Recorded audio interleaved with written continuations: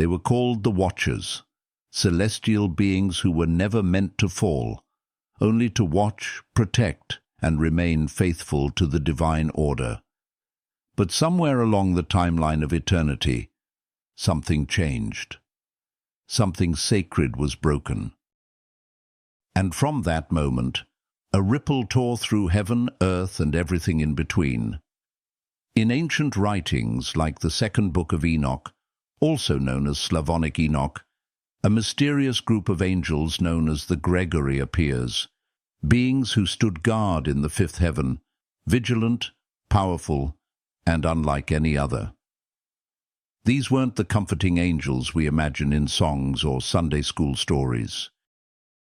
No, these were the sentinels of the unseen world, watchful, mighty, and burdened with divine responsibility. But what happens when the watchers stop watching? When they begin to desire what they were never meant to touch? The story you're about to hear goes deeper than myth. It predates the creation of mankind. It unveils a celestial rebellion, the kind that begins not with fire or war, but with a single thought. A single whisper in the heart of an angel, "What if I could be more?" This isn't just about angels falling from heaven. It's about the temptation of knowledge, the seduction of pride, and the delicate line between guardian and God. From Enoch's visions to ancient Mesopotamian echoes, this is a journey through forgotten realms, sacred texts, and the forbidden truth of the fallen angels who watched, until they couldn't resist. Stay with me, because once you see what they saw, you'll never see the world the same again, and maybe, just maybe, that's exactly what they wanted. In the vast silence of heaven, before the birth of nations, before the rising of kingdoms and prophets, there existed a group of divine beings known simply as the Watchers, or as they are called in the ancient Second Book of Enoch, the Gregori. The name Gregori comes from a Greek word meaning wakeful, and it fits them perfectly. These were not angels who slept, nor did they grow weary. They were eternally vigilant, with eyes that pierced beyond time, beyond creation, beyond the mortal veil. They were not messengers like Gabriel. They were not warriors like Michael. These were the sentinels, divinely appointed guardians stationed in the fifth heaven, a realm rarely spoken of in Scripture, but known in apocryphal texts like Enoch. To understand who the Gregori were is to understand what heaven feared might be lost. Imagine a battalion of beings, not just a few dozen, but hundreds, perhaps thousands, created with one purpose: to watch. Not to act, not to intervene, but to bear witness. Their existence was a symbol of divine trust, to watch and not touch, to behold but not interfere, to protect the boundaries between heaven and earth, the seen and the unseen, spirit and flesh. And yet, they fell. But we're getting ahead of ourselves. Let's return to that mysterious fifth heaven. According to the Second Book of Enoch, this level of heaven was home to the Gregori before their fall. They appeared as men, towering, radiant, and awe-inspiring. Some texts say they were greater in size than the giants, so powerful in presence that even the mightiest kings of earth would have trembled at their feet. But though they bore a resemblance to men, they were something entirely other. Celestial, ancient, woven of light. Their task? To observe the earth and report what they saw back to the throne of God. Not just the physical movements of nations and people, but the spiritual tides, the hidden currents of human desire, the choices that shifted history. Their eyes were tuned not to politics or kings, but to the condition of the human heart. And like all heavenly duties, theirs was wrapped in both honor and risk. There is something quietly terrifying about being told to observe without acting, to witness sin without interfering, to see humanity unravel and simply watch. Can you imagine the burden? Have you ever had to stand by while someone you love made a terrible choice? Have you ever seen destruction coming and had no permission to stop it? Then perhaps, just perhaps, you understand a sliver of what the watchers carried. But here's the danger. To watch is not to desire, and to desire is not to take. The line is razor thin. The Gregori, in their divine patience, were not immune to longing. Day after day they observed humanity, God's most fragile and fascinating creation. They saw laughter and passion, creation and destruction, family and betrayal. They saw the beauty of mortal love, the sparkle of free will, the mystery of women's wisdom, the strength of man's heart, the innocence of children playing under the stars. And slowly, that which they were only meant to witness became something they wished to possess. But before we step into that part of the story, before we examine the fall of the Watchers, it's important to understand this. The Gregori were not demons from the start. They were not cast out of heaven like Lucifer for pride. Not yet. They were trusted, appointed, holy. Their fall came not from a single rebellious cry, but from 1,000 tiny compromises, a gradual erosion of sacred duty. And maybe that's the greatest danger of all, not the bold sin that crashes in like a storm, but the subtle drift, the quiet justification, the moment where just watching becomes just wondering, and then just one step. Their story reminds us that even those appointed to God can become lost, that power without humility is a slow poison, that sometimes the closer you are to the fire, the more tempted you are to touch it. I remember a story a friend once told me. She was a nurse in a hospital where a child came in with severe burns. The boy had seen a candle at his birthday party, beautiful and warm, flickering like something magical. No one told him not to touch it. No one warned him that warmth can also wound. He reached out in wonder and was scarred for life. The Watchers reached too. There's a deep lesson here. It is possible to fall in love with what you were never meant to hold. And that's not just about angels in heaven. That's about us. How many times have we chased dreams that weren't ours? Desired things that weren't meant to be touched? We too are watchers in this life, watching others rise, others fall, others succeed or suffer. The question is, will we stay faithful in the watching, or will we overstep the line? The Bible says in Ecclesiastes 3:11 that God has set eternity in the human heart. Yet no one can fathom what God has done from beginning to end. That's the ache. That's what the Gregori felt. They saw glimpses of eternity, and it wasn't enough. They wanted to grasp it, mold it, taste it. But to grasp what is not yours is to lose what was freely given. As we leave behind the watchful stillness of the fifth heaven and step toward the moment of their descent, let's remember, this story isn't just about angels. It's about us, about the tension between obedience and ambition, purpose and pride, love and control. The Watchers once stood at the edge of heaven, looking down with holy reverence. Soon they would fall. And in their fall, a new story would begin, one not of silent guardians, but of celestial rebels. Are you ready to follow them? They say that the eyes are the window to the soul. But what happens when the eyes of an angel witness too much, more than they were ever meant to? The Gregori, the watchers of heaven, were not blind guardians.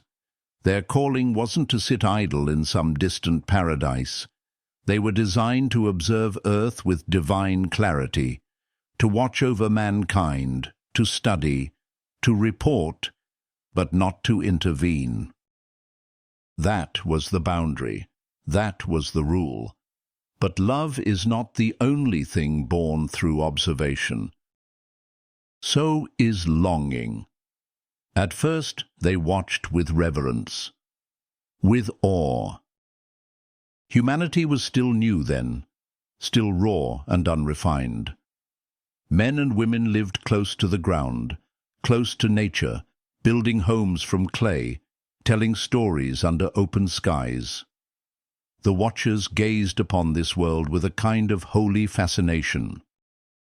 The way people laughed, the way they cried, the way they danced around firelight, held their children, planted seeds in hope. They watched tribes grow, families form, love ignite. They saw courage, betrayal, hope, and heartbreak, those strange, beautiful emotions that only mortals could know. And the longer they watched, the more they felt. Slowly, the line between witness and participant began to blur. The Second Book of Enoch doesn't give us a movie reel. It gives us a glimpse, a poetic echo. But behind the lines of Scripture is a truth we all recognize. To see the beauty of something every day is to risk falling in love with it. And that's exactly what happened. Not all at once, but in silent, secret moments. Imagine an angel gazing down on earth, day after day, century after century. He sees a woman by the river, washing clothes, singing to her child. Her voice rises like incense, innocent and unaware that heaven itself is listening. He sees the way she comforts, the way she hopes, the way she forgives, and he wonders, what would it be like to feel that, to be held, to be loved? That's how it began. The watchers stopped watching and began desiring. Not just the women, but the human experience itself. Flesh, warmth, family, freedom. It wasn't rebellion yet, it was curiosity. But curiosity, when not restrained by reverence, always becomes something else. Some scholars believe that the Gregori's fall was not merely about lust. It was about identity, about crossing a line between what is divine and what is dust. They were created to reflect heaven, but they began to crave earth. This is something we still see today. A pastor loses his way, not because he hated God, but because he slowly fell in love with applause. A man compromises his integrity, not overnight, but after years of watching others prosper by taking shortcuts. A woman walks away from truth, not out of rebellion, but because she longed to feel something more than just rules and doctrine. The watchers saw, they felt, they fell. But here's the tragedy. The Gregori weren't just witnesses to beauty, they were also witnesses to suffering. They saw Cain kill Abel. They saw cities built on greed. They saw the rise of injustice, the pain of childbirth, the ache of mortality.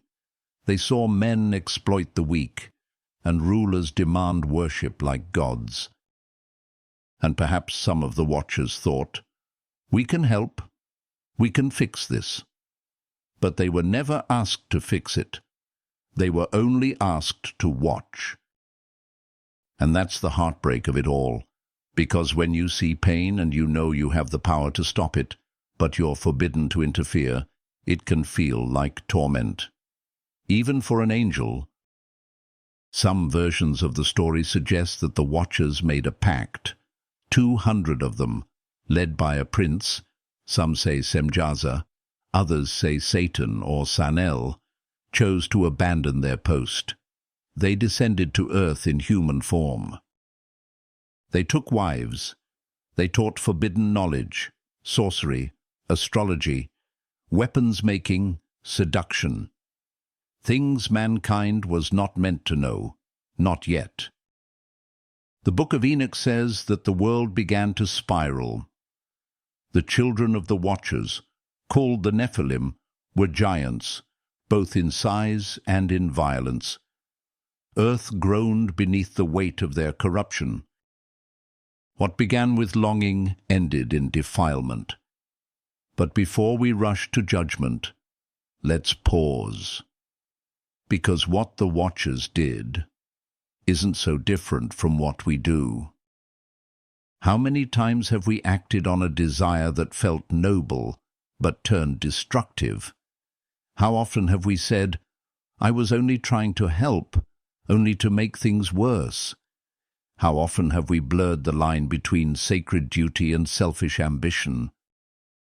The story of the Gregori isn't just ancient myth, it's a mirror, a reflection of what happens when calling becomes control, when observation becomes obsession, when good intentions lead us away from God's boundaries. There's a reason the Watchers were forbidden to act.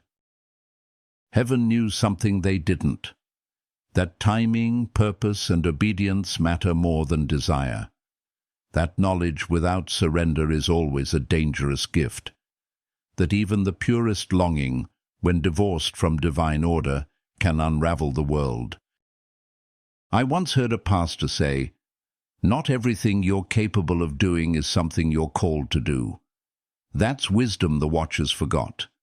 They were capable of love, of action, of influence, but they were not called to act. They were called to watch, and when they forgot that, they lost everything. As we now turn to what happened next, when these angels stepped across the boundary of heaven and descended to earth, we must carry this question with us. What happens when power meets desire? And who suffers when angels fall in love with the world? Long before Eden blossomed, before rivers flowed through the garden, before Adam's first breath filled the air with life, there was already a war in heaven. Most believers are taught that the first great rebellion in the Bible happened in Genesis. A serpent, a woman, a bite of forbidden fruit. But that was not the beginning. That was only the consequence of something that had already cracked in the heavenly realm. A fracture far older. A decision made in eternity. A betrayal born not in the heart of man, but in the heart of an angel.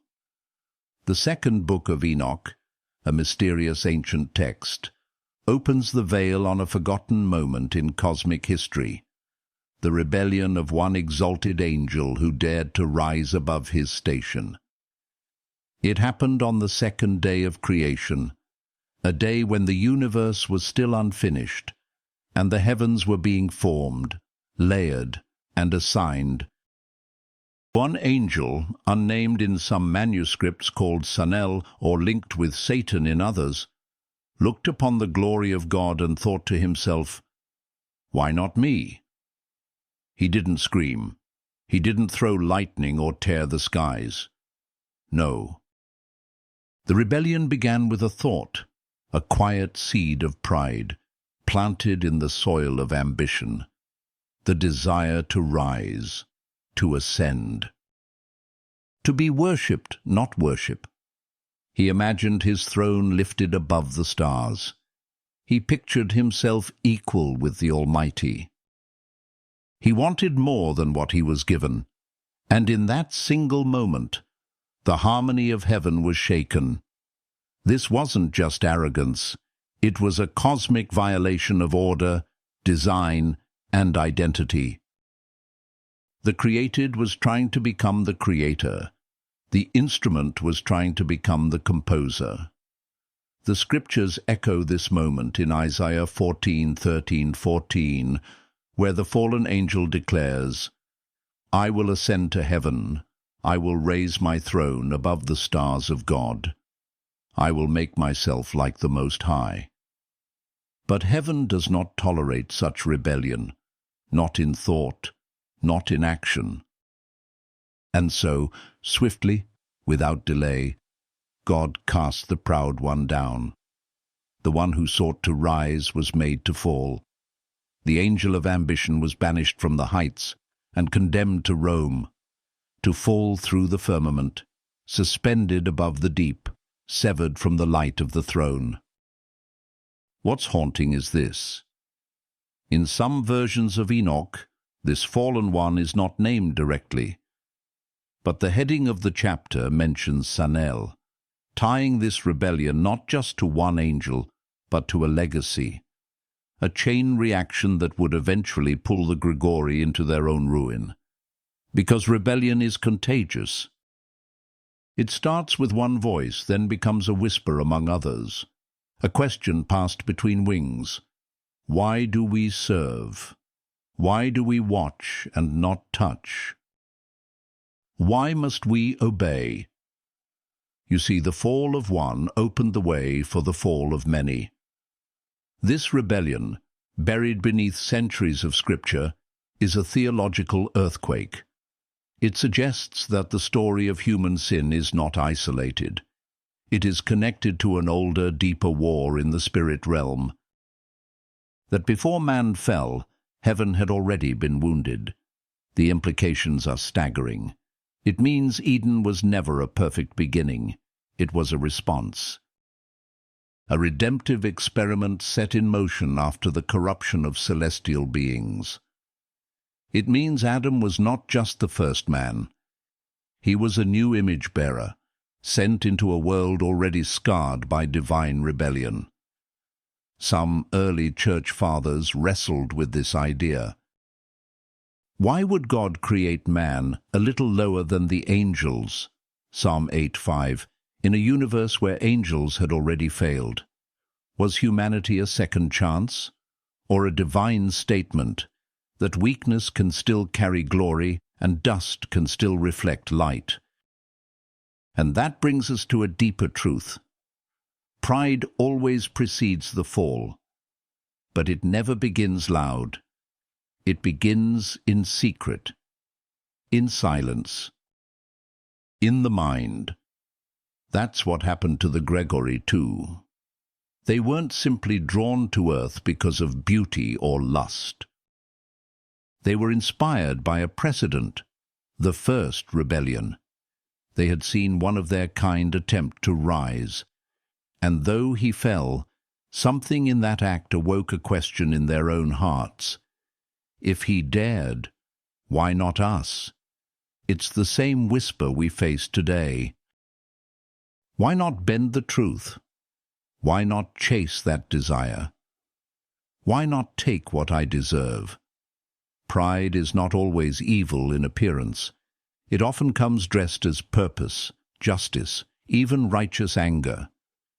But its end is always the same: disconnection from God, from calling, from peace. I once met a young man who walked away from ministry. He was gifted, passionate, and deeply called. But over time he began to resent the people he was serving. He wanted recognition, position, applause. He never said it out loud, but you could see the quiet shift, the way his prayers became shorter, the way his sermons became self-focused, the way he stopped weeping during worship. And then one day, he was gone. When I asked him why, he said, "I just felt like I was meant for more." That phrase haunts me. Meant for more. Because that's exactly what Sanel thought, what Lucifer believed, what the watchers whispered. But here's the paradox of heaven. The most glorious beings are those who serve. The most honored are the most obedient. The brightest light is not the one who tries to shine on his own, but the one who reflects the glory of God. The first rebellion teaches us that our identity is not something to create, but something to receive. And when we try to rise above our place, we lose the very light we hope to gain. As we continue into the story, keep this question close. What is it in me that longs to rise? And what am I willing to risk for that rise? Because what happened next was not just one angel falling, it was an army, and the earth would never be the same again. They came down like stars breaking loose from the heavens, radiant, powerful, and burning with desire. The Gregori, once the vigilant watchers of heaven, crossed the boundary they were sworn to protect. And in doing so, they didn't just fall from grace, they shattered the very order of creation. It began quietly. A decision whispered among them. Some say it was 200 in number. Others believe it was many more, but all accounts agree they made a pact, a covenant of rebellion. They would descend, they would take on flesh, they would become like men. Not to serve, but to possess. What drove these angels to make such a choice? Was it love? Was it longing? Or was it pride disguised as compassion? According to the Book of Enoch, they were captivated by the daughters of men. These celestial beings, who once gazed from the fifth heaven with holy distance, now lusted with human hunger. They no longer wanted to watch love. They wanted to taste it. They no longer wanted to admire beauty. They wanted to own it. And so, they took wives from among the women of earth. But it didn't end with forbidden marriages. These watchers brought with them gifts, dangerous gifts, stolen fire wrapped in gold. They taught humans secrets from the divine realm, sorcery, the cutting of roots, the reading of stars, the forging of weapons, the painting of eyes. Things heaven had not yet authorized, knowledge out of season. At first, these gifts must have felt like blessings. Mankind prospered. They built with metal, healed with herbs, hunted with power. But slowly the gifts became chains. The arts became witchcraft. The knowledge became manipulation. The people who once walked in innocence began to worship what they feared. And then came the children. The offspring of this unholy union were called Nephilim, the giants, the mighty ones, those of renown. They were beings of immense strength and intellect, but they were not holy, they were not divine. They were born of corruption, spirit entangled with flesh. And their presence on earth began to tip the scales. The balance between heaven and earth fractured. The world grew violent, oppressive, soaked in blood. The Nephilim consumed resources, enslaved men, and ruled like gods. And all the while, their fathers, the fallen watchers, looked on in satisfaction or regret. This is not just a supernatural myth. This is a mirror to the human condition.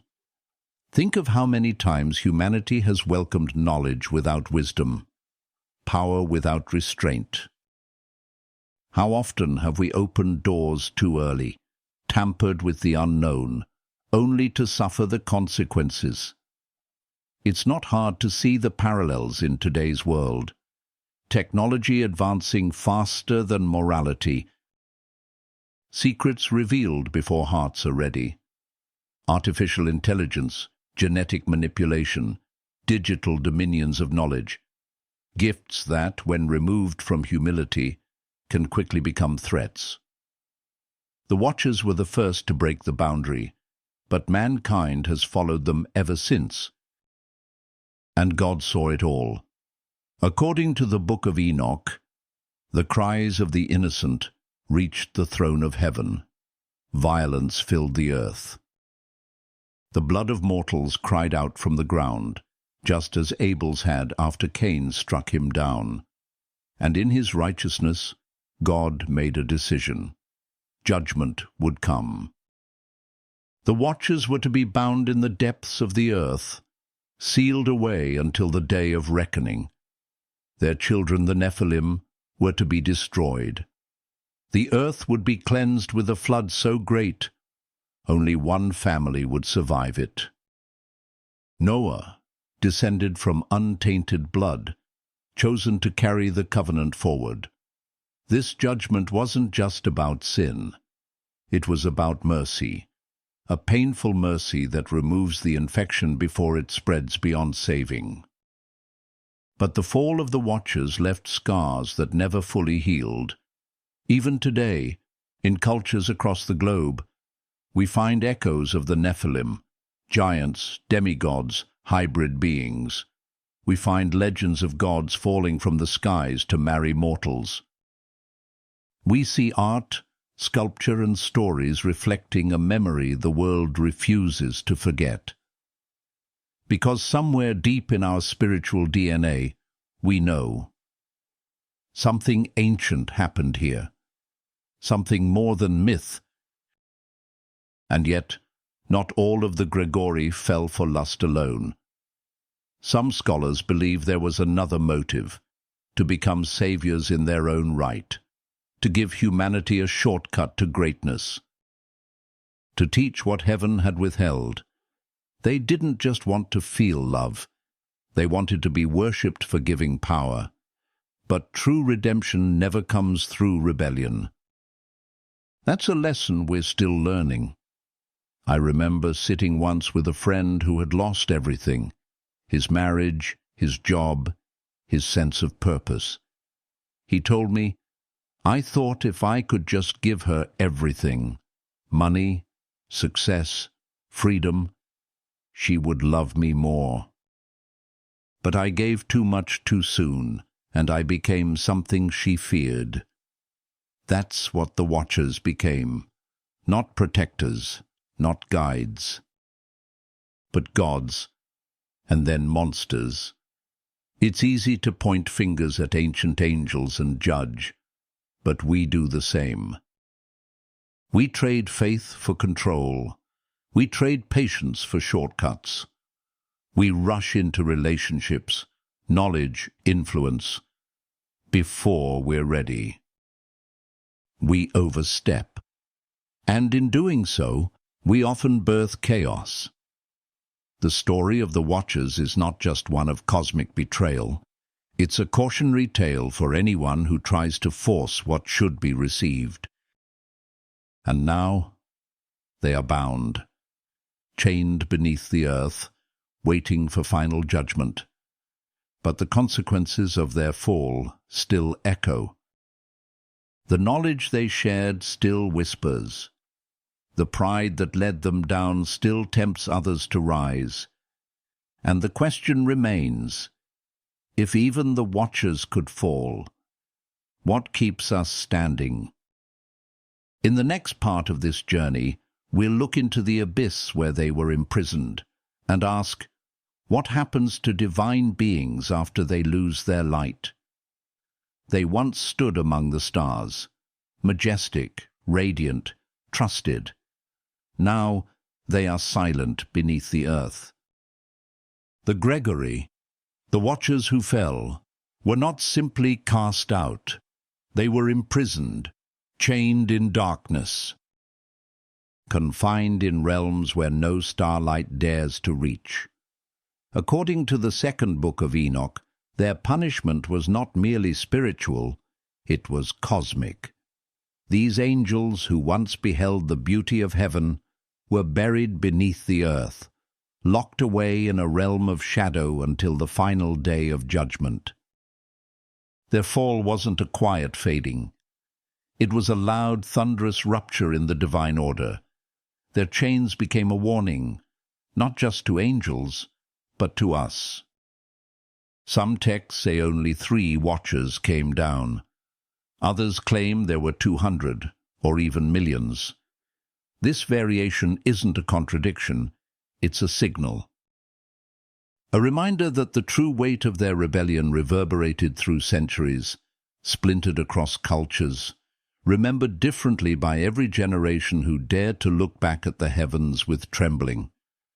And the place of their confinement, the second heaven, a realm described not as paradise, but as prison.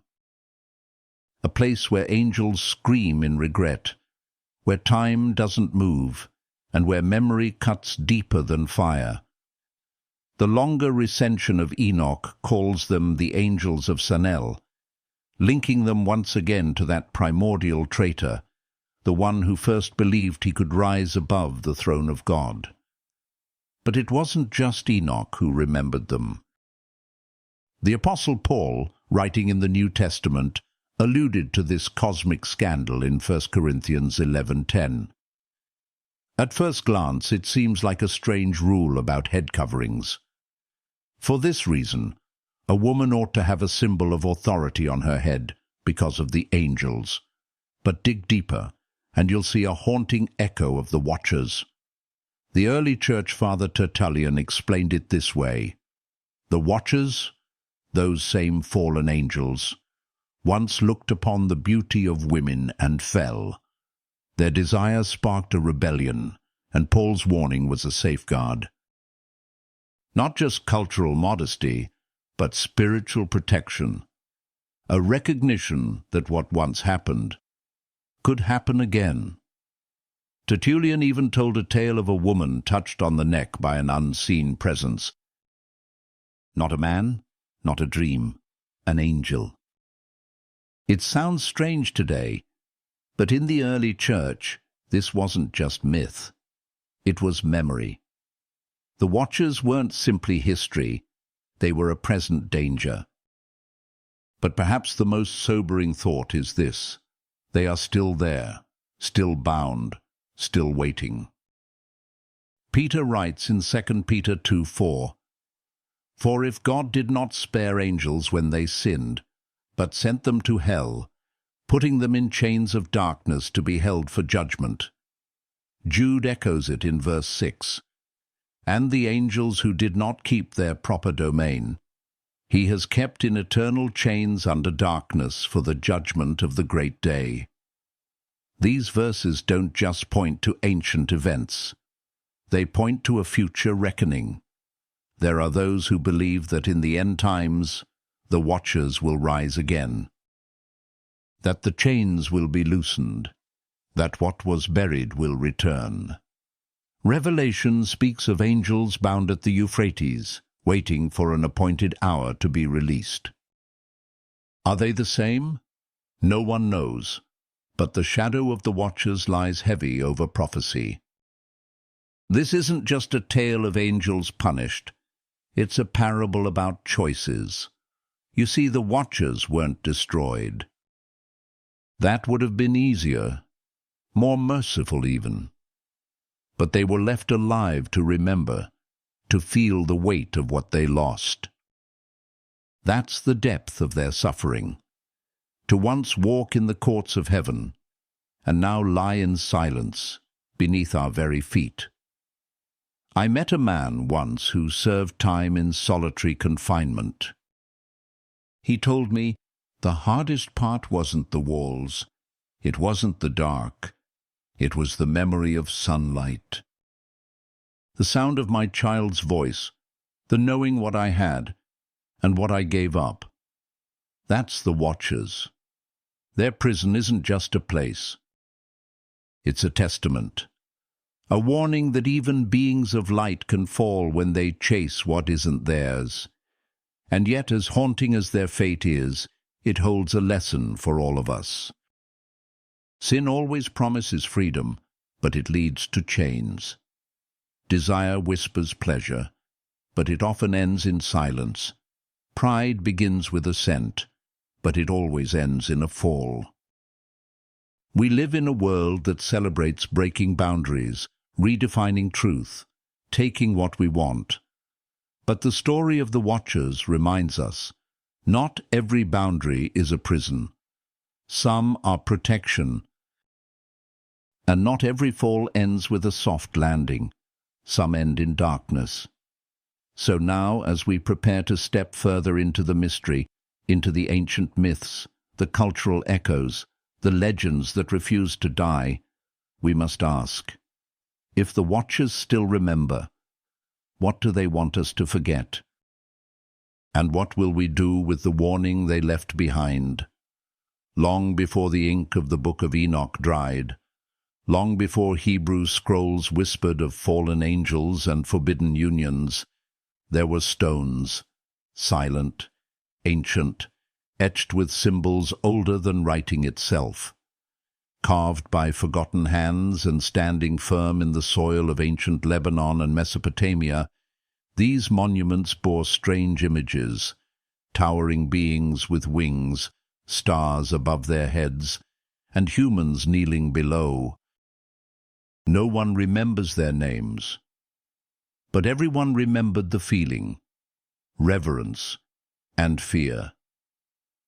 The story of the Watchers, as we know it in Judeo-Christian texts, may not have begun on parchment. It may have begun in stone. According to scholar Jonathan Ben Dov of the University of Haifa, the myth of the Watchers likely arose from the confusion and curiosity of Aramaic scribes trying to interpret Mesopotamian monuments. These scribes could not read Akkadian, the language inscribed alongside the images, so they did what humans have always done when faced with mystery. They told stories. Stories that made sense of what they could not understand. Stories that gave context to divine-looking figures etched in rock. And thus the Watchers were born, not merely as theological constructs, but as cultural bridges, linking ancient visual mythology to developing spiritual thought. These early writers looked at beings descending from stars, interacting with humans, bestowing knowledge, and their imaginations sparked. What if these beings were once real? What if they fell? What if they taught mankind more than they should? From these questions came Enochian literature, the myth of the fallen angels, the Nephilim, the rebellion in heaven, and the chains beneath the earth. Myth, memory, and message began to blur into one haunting narrative that still echoes today. But not all scholars agree. Another voice, Amar Anas from the University of Tartu, offers a different perspective. He traces the roots of the Watchers to the Mesopotamian Apkallu, semi-divine sages sent by the gods to instruct humanity before the Great Flood. In Mesopotamian tradition, the Apkallu were heroes, wise and revered, protectors of civilization. So why, in the Enochian retelling, are they portrayed as corrupt and fallen? Because stories don't just carry facts, they carry faith. And the writers of Jewish texts were not simply chronicling legends, they were constructing a theology, a way of interpreting the world through the lens of divine order and covenant. By reimagining the Apkallu as watchers who fell from heaven, they reclaimed the story and turned it into a warning rather than a celebration. This wasn't merely revisionism. It was a spiritual statement. Not all knowledge is holy. Not all gifts are pure. Not every teacher is sent by God. The Watchers became a symbol, not of enlightenment, but of what happens when divine boundaries are broken in the name of power. It's a lesson that transcends religion. Even today we wrestle with ancient knowledge and modern capability. We face questions about AI, biotechnology, the ethics of creation and control. We live in an era flooded with information, but not always with wisdom. The Watchers stand as an eternal metaphor. What happens when we reach for knowledge we are not spiritually mature enough to handle? This is why the myth survives. Because it isn't just about angels or giants. It's about us. About the thin line between seeking truth and playing God. Between desiring to understand the heavens and forgetting our place beneath them. I once stood in a museum, staring at an ancient relief from Nineveh. It showed a winged being, hand extended toward a human king. The figure glowed under the museum light. Tourists passed by with little thought. But I stood there, silent, wondering, did this inspire a scribe? Did someone see this image and imagine a watcher looking down through time? That's the power of myth. It's not always false. It's often a container for truths too heavy to hold directly. And when the myth lives long enough, it becomes memory. From Lebanon to Babylon, from the Apkallu to the Gregori, from carved stone to sacred scrolls, the Watchers evolved. They were reinterpreted. Redeemed by some, condemned by others, but always remembered. And perhaps that's the most remarkable thing. In a world of fading legends, their story endured, not because it was comforting, but because it was terrifyingly familiar. It spoke of holy beings tempted by beauty, of knowledge offered too soon, of boundaries crossed and worlds unraveled. It warned us not to reach for fruit that isn't ripe. And it reminded us that even angels can fall, and sometimes so can we. So now, as we step into the final stretch of this journey, we must ask, are the Watchers only a tale from the past, or a shadow of the future still unfolding? What if the story was never just about them?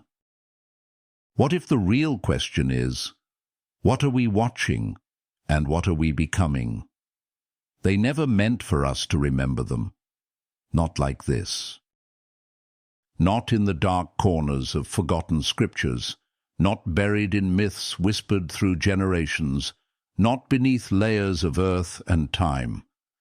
The Watchers, the Gregori, once stood radiant in the heights of heaven, unblemished, loyal, clothed in purpose. Their eyes were set not on glory, but on obedience. Yet somehow, despite all their celestial brilliance, they fell. They chose to step over the line that divided divine reverence from rebellious desire, and in that single eternal moment, they became something else. Not monsters, not demons, not heroes, but warnings, living echoes carved into the foundation of sacred history.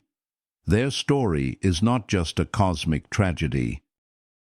It is a mirror, because if angels, beings forged in the presence of God, molded in purity, surrounded by light, could fall by gazing too long at what they desired, what does that say about us, about our choices, our longings, our unchecked ambitions?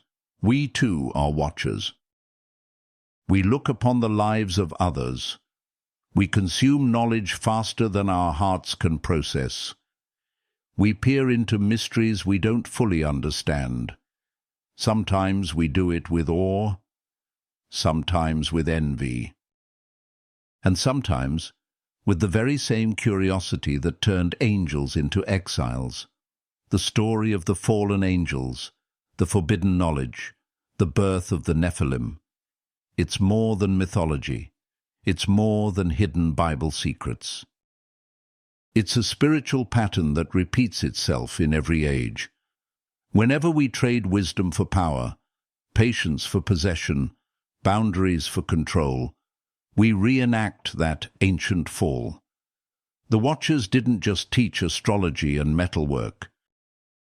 They taught mankind what happens when you grasp for the sacred without humility, when you chase revelation without repentance, when you try to become a god rather than listen to God.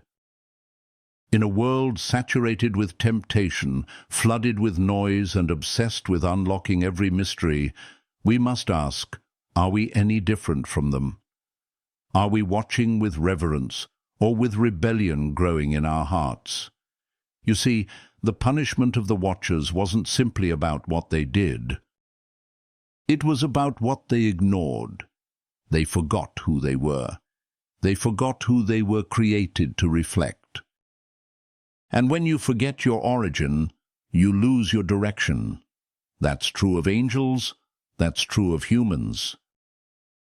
That's true of you and me. The Bible reminds us that even Satan masquerades as an angel of light. 2 Corinthians 11:14. The most dangerous fall doesn't always look like evil.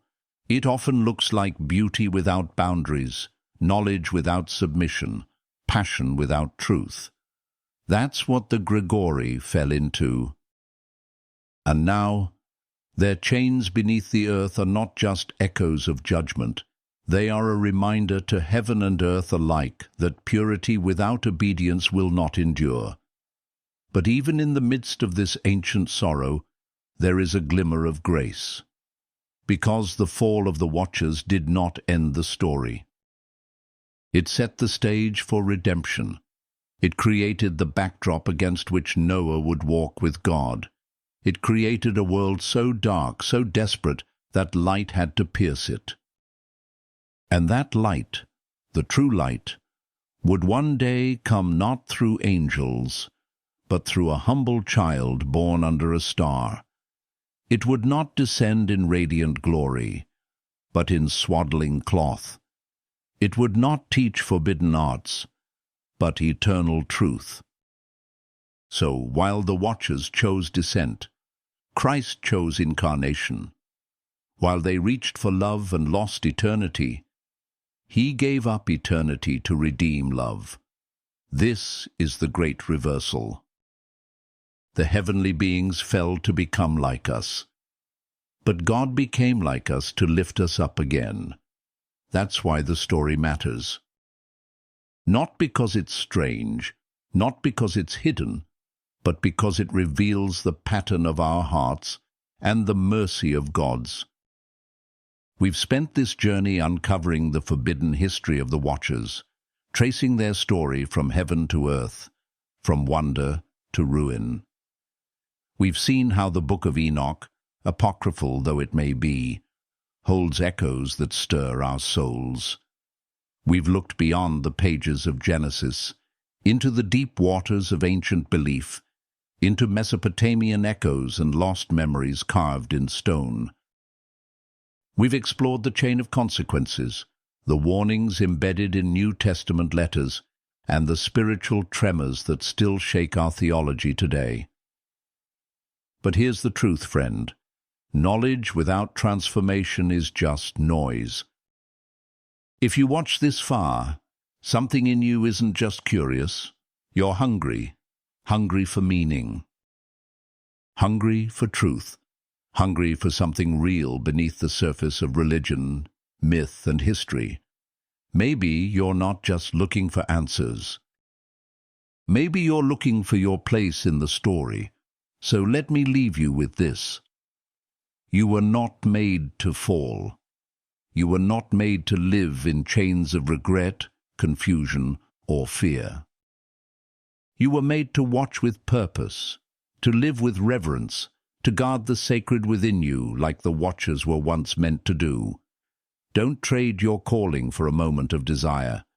Don't abandon your mission because you long for what looks easier. Don't let history repeat itself in your soul. The fallen angels made a choice. So can you. If this story stirred something in your heart, if it gave you clarity, wonder, or even more questions, Don't let it end here. Let this be the beginning of a deeper journey, a search not just for secrets, but for significance. And if you want to keep walking this path with us, through the mysteries of the Bible, the hidden truths, the ancient echoes, then please, take a moment to like this video. It tells the algorithm that this message matters, that truth still has a place in the noise. And if you haven't yet, subscribe. Join this community of seekers, learners, and lovers of the Word, because there's so much more to discover. Giants, prophecies, ancient covenants, heavenly battles, it's all there, waiting to be uncovered together. So click that subscribe button, tap the bell, and share this video with someone who's ready to see with new eyes, because the watchers may be bound beneath the earth, but we are still free to rise, free to believe, free to repent, free to watch, faithfully, reverently, eternally, and maybe, just maybe, that's what they were meant to teach us all along.